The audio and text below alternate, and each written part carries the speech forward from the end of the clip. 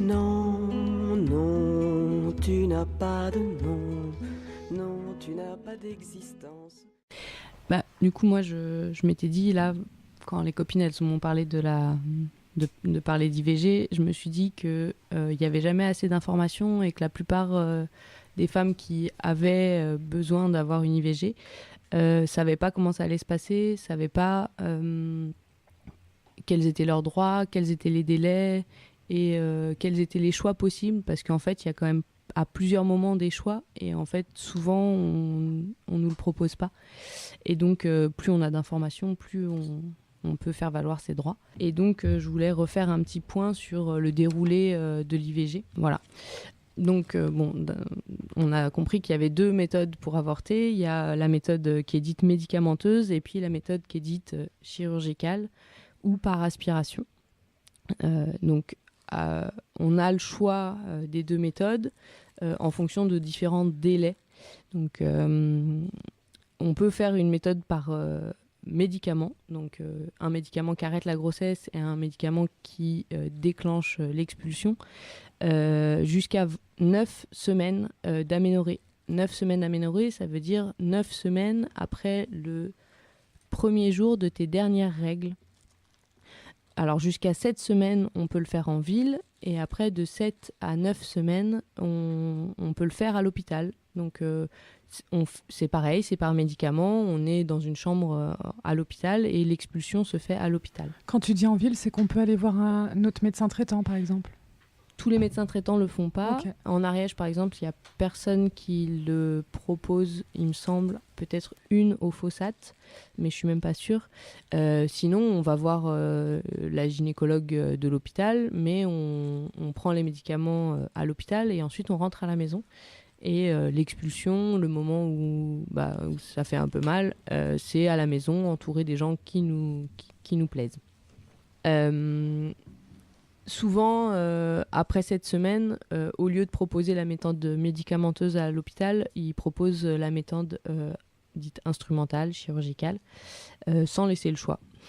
La méthode chirurgicale est possible à tout moment, mais elle est favorisée après 7 semaines parce qu'on ne peut plus faire une méthode médicamenteuse en ville, et aussi parce que quand la grossesse est très précoce, la méthode chirurgicale n'est pas toujours très efficace, et donc il y a plus de succès avec la méthode médicamenteuse. Mais on peut demander une aspiration à 5 semaines d'aménorrhée. Il n'y a pas de raison qu'on nous la refuse, à part avec des prétextes qui ne sont pas d'ordre du choix, mais plutôt d'ordre financier ou des choses comme ça. Tu sais pourquoi il y a peu de chances que... Enfin, pourquoi c'est... Parce que la grossesse est tellement petite et que la méthode d'aspiration consiste à... Peut-être que je la raconte parce que j'ai l'impression qu'il y a peu de gens qui la visualisent vraiment. Et puis il y a tout à l'heure eu des questions sur le curetage et l'aspiration, qui sont en fait la même chose. La méthode qu'on utilise à l'heure actuelle pour faire une aspiration, c'est une canule qui ressemble à comme une grosse paille en plastique, qui est incurvée au bout et qui a un trou comme une paille sur le côté du bout. Et on passe le col de l'utérus, et ensuite on va aller frotter les bords de l'utérus sur toutes les parois de l'utérus pour essayer de décoller l'œuf qui est en train de se mettre en place. Plus on est après 7 semaines d'aménorrhée, plus l'œuf il a grossi, et donc plus on a de chances de le trouver et de l'enlever. Quand c'est vraiment très très précoce, quand on est à 5 semaines d'aménorrhée, ça veut dire 3 semaines de grossesse, c'est très très très petit. Et donc on a des risques plutôt de passer à côté, et donc que la procédure d'avortement est échouée et que la grossesse reste évolutive. Alors que quand on prend les médicaments, on prend des médicaments qui bloquent la grossesse et des médicaments 48 heures après qui déclenchent des contractions utérines et qui vont chasser tout ce qu'il y a dans l'utérus. Donc il y a plus de chances quand c'est petit de fonctionner, alors que quand on fait par aspiration, ça a plus de chances de fonctionner quand c'est un peu plus gros. tout ça étant de l'ordre de quelques millimètres. Du coup, voilà, on a le choix, mais il y en a qui... Enfin voilà, médicamenteux, ça marche mieux avant, et chirurgical, ça marche un peu mieux après, mais on peut toujours choisir quand même d'essayer ou de temporiser pendant une semaine, et puis de revenir pour une méthode chirurgicale une semaine après, ou 2 semaines après, pour qu'on soit sûr que ça marche mieux. Voilà. Mais souvent, on ne nous laisse pas le choix. À partir du moment où on a décidé d'avorter, bon, souvent les femmes, elles veulent que ça aille vite, mais on ne nous présente pas les choses comme ça. Donc en fait, on se dit qu'il faut que ça soit fait demain. En fait, si on nous expliquait pourquoi, et en nous donnant le choix des 2 méthodes, certaines personnes, je pense, choisiraient la méthode chirurgicale avec un délai un peu plus long, en une fois, et puis que ça soit fait. Parce que les consultations qui sont un peu obligatoires dans le déroulement d'une IVG, c'est la première consultation qui est la consultation du diagnostic de la grossesse et où on nous présente les différentes méthodes et on nous remet un livret sur l'IVG. Donc ça, c'est obligatoire. Souvent, les médecins se contentent de faire ça, c'est-à-dire de coller l'étiquette de la patiente sur le livret et de lui donner. Et comme ça, ils ont fait leur job. Normalement, ils nous présentent les différentes méthodes et il y a une prise de sang qui est obligatoire, à la fois pour être sûr qu'il y a une grossesse, mais aussi pour faire... Ça transforme l'esprit autant que la forme, qu'on te porte dans la tête, que jamais ça ne s'arrête. Tu ne seras pas mon centre, que savent-ils de mon ventre? Pense-t-il qu'on en dispose quand je suis tant d'autres choses? Non, non, tu n'as pas de nom, non, tu n'as pas d'existence, tu n'es que ce... Mais bon, en tout cas, ça c'est une chose qui est obligatoire à avoir, c'est cette prise de sang, qui peut être anonymisée pour les mineurs et même pour les majeurs, si on le demande. C'est un peu complexe, mais on peut le faire. Pour les majeurs qui sont encore sur la sécu de leurs parents, par exemple.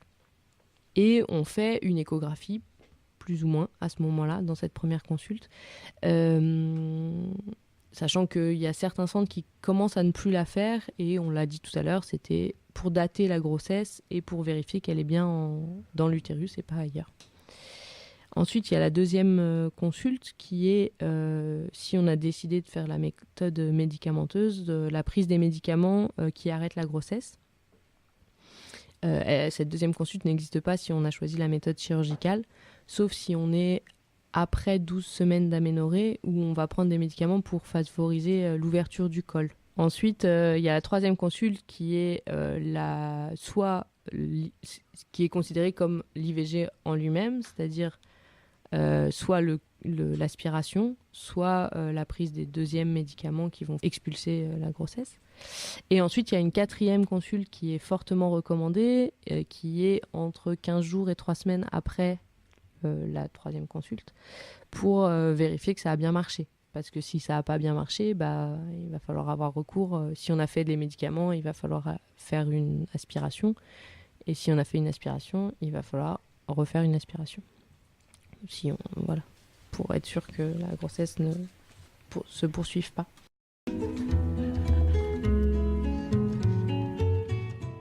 Alors par rapport à ce qui est remboursé par la Sécu ou pas, c'est pris en charge à 100% depuis récemment pour l'acte en lui-même, c'est-à-dire la consultation 2, 3 et des fois 4. La première consulte est souvent hors forfait et l'écho et la biologie, la prise de sang, sont hors forfait.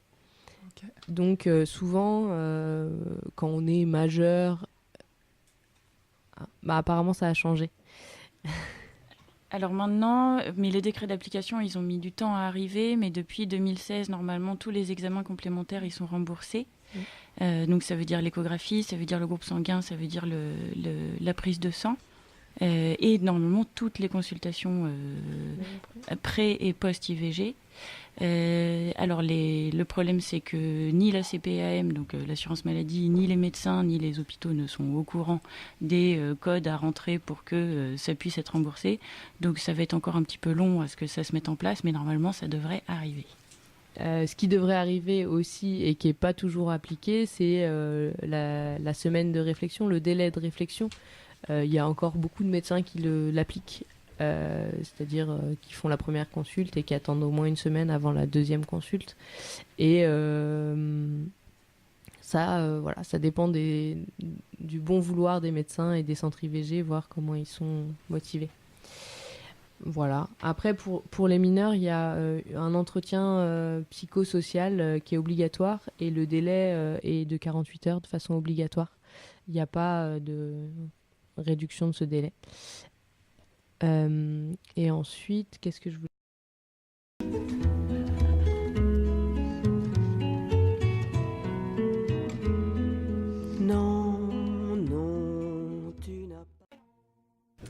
Donc le planning familial en 1956, il s'appelait pas comme ça, il s'appelait maternité heureuse, ce qui est quand même très différent, même si le nom planning familial n'est pas non plus la panacée. Donc maternité heureuse, ça a été monté par des médecins surtout et des femmes de médecins. Et leur but, c'était l'espacement des grossesses. Donc à cette époque-là, leur but, c'était d'être heureux dans le couple. Et donc, pour être heureux dans le couple, il faut espacer les naissances. C'était vraiment ça, le début du planning familial. En 1960, il est devenu donc le planning familial et il a lutté pour l'accès à l'avortement et au départ à la contraception. Donc, ce qu'il faut savoir, c'est que ça a été légalisé en 67 et ça, c'était l'usage de la contraception qui a été légalisé, mais sa publicité était encore interdite. Donc le planning familial, comme ça a été dit précédemment, a lutté pour l'accès à l'avortement en faisant eux-mêmes avec le MLAC des avortements illégaux. En 80, le planning familial est devenu un mouvement féministe. Il l'était déjà, mais là ils l'ont affirmé dans leur statut et leur charte. Et au fur et à mesure, le planning familial s'est aussi développé aussi vers le salariat et il a pris plus de sujets aussi comme mission. Il a lutté aussi contre les violences faites aux femmes, pour l'égalité homme-femme.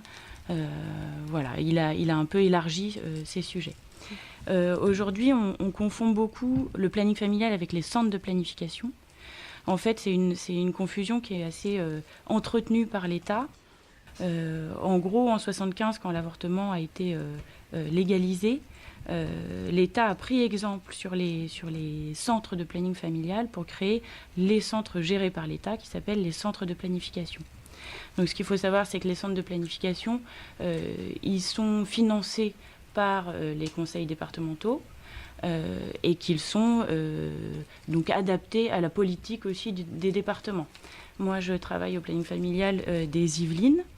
Le conseil départemental est un conseil, on va dire, réactionnaire. Et donc, dans les centres de planification des Yvelines, ils ne font pas les IVG. Okay. Donc, il y a vraiment une confusion entretenue par l'État parce qu'ils ont copié sur les centres de planning familiaux, tout en faisant un peu ce qu'ils veulent après.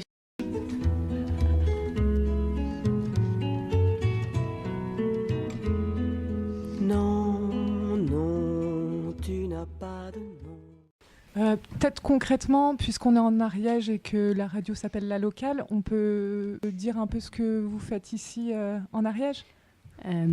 Ouais, alors le planning familial d'Ariège date de 2008, je crois, ou 2006, bon, je sais plus.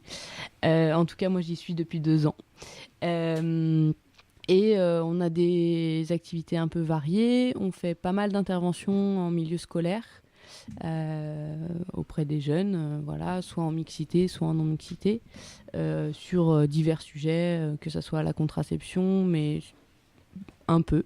Mais nous, on s'éloigne un peu de ça parce qu'on trouve qu'il y a quand même un peu d'informations là-dessus, mais plus la connaissance de son propre corps, la connaissance du corps de l'autre, la lutte contre les violences, la lutte contre les discriminations au sens large du terme. On dépasse un peu contre l'homophobie, contre le racisme, contre tout un tas de choses. et pour tout un tas de choses aussi. Bon, ça, c'est notre activité quand même importante. Après, on fait aussi des accueils. On suit des personnes qui ont subi des violences et on les aide dans toutes les démarches judiciaires, administratives et autres. Et ensuite, on fait des soirées, des discussions sur différents thèmes. Peu récemment, mais bon, on va y arriver. Et on n'est pas très nombreux, on est à peu près une dizaine. On est toujours en recherche de bénévoles motivés pour faire des actions diverses et variées. On est quand même assez...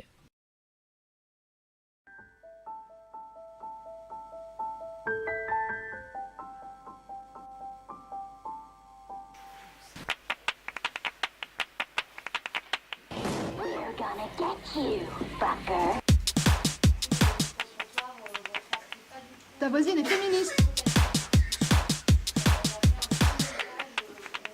C'est merveilleux.